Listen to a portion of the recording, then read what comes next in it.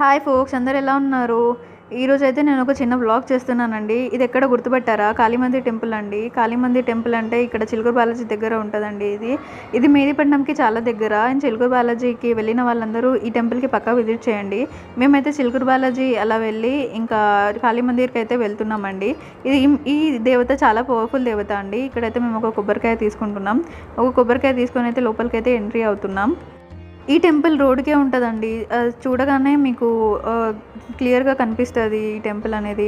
ఇక్కడైతే మేము కొబ్బరికాయ తీసుకొని లోపలికైతే ఎంట్రీ అవుతున్నాం. టెంపుల్ బాగుందండి. ఇక్కడ చూడండి, పైన అన్ని గంటలు ఉన్నాయి. ఇక్కడ పక్కన ఓపెన్ స్పేస్ కూడా చాలా ఉంది ఈ టెంపుల్లో. సో ఎంట్రీ అయితే అవుతున్నామండి. ఈ దేవతని ఆరమైసమ్మ దేవత అని కూడా అంటారండి. ఆరమైసమ్మ టెంపుల్ అని కూడా పిలుస్తూ ఉంటారు. ఇక్కడ బైక్స్కి పూజ చేస్తారు. ఇంకా బోనాలు కూడా అవుతాయి. ఇంకా సండే ఫెస్టివల్స్ కూడా చేస్తూ ఉంటారు.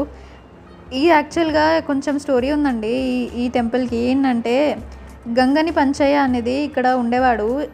చాలా పాతకాలంలో, పూర్వకాలంలో ఇక్కడ ఆయన ఉండేవాడు. కాళికాదేవి ఆయన కళలోకి వచ్చి నాకు ఒక ఆలయం ఇక్కడ కట్టు అని చెప్పి ప్లీజ్ చెప్తే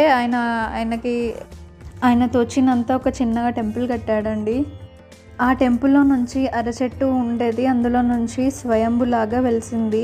అందుకనే అలా వెలిసింది కాబట్టి ఆరమైసమ్మ అని కూడా పిలుస్తారు ఈ దేవతని. ఈ టెంపుల్ అయితే చాలా పెద్దగా ఉందండి. ఈ చిన్నగా ఉండే ఇంకా మిలిటరీ వాళ్ళు ఉంటారు ఇక్కడ. డ్రైవింగ్ కోచింగ్ క్యాంప్ నడుపుతారు. సో వాళ్ళే ఈ టెంపుల్ని చాలా పెద్దగా డెవలప్ చేశారు. ఇప్పుడైతే చాలా పెద్ద ఉంది టెంపుల్. అండ్ చాలా స్పేషియస్గా ఉంటుంది, చాలా పీస్ఫుల్గా ఉంటుంది, చాలా బాగుంటుంది టెంపుల్. విజిట్ చేయండి గాయస్. దగ్గరలో ఉన్న వాళ్ళకి తెలిసే ఉంటుంది.